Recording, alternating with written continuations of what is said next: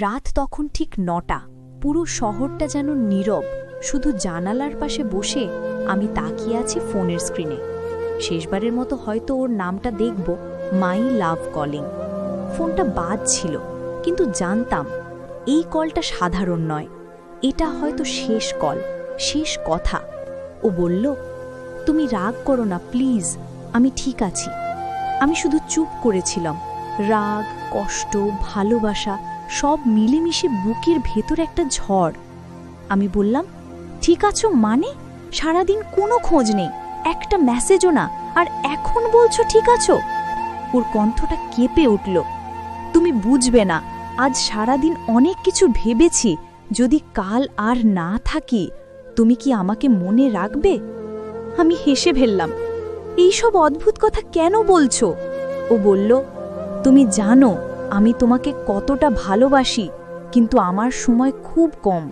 জীবনটা হয়তো এখানেই থেমে যাবে, তবুও তোমার হাসিটা যেন হারিয়ে না যায় কখনো। আমি বললাম, এইসব নাটক করো না, আমি এখন তোমার বাসায় আসছি। ও শান্ত গলায় বলল, না, এসো না, আমার রাস্তাটা আজ নিরাপদ না।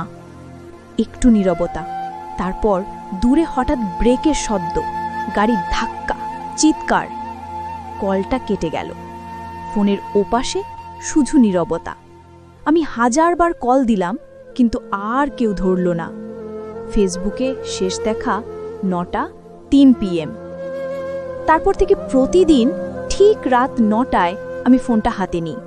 ওর নামটা দেখি, কিন্তু আর কোনো কল আসে না। কিছু গল্প কখনো শেষ হয় না, তারা বেঁচে থাকে নীরবতার ভেতর, ভালোবাসার ছোঁয়ায়। Written by MR Shiblu. আরও এমন হৃদয় ছোঁয়া গল্প দেখতে সাবস্ক্রাইব করো ইউটিউব চ্যানেল ড্রিমস্কোপ 360, ফলো করো ফেসবুক পেজ ড্রিমস্কোপ 360।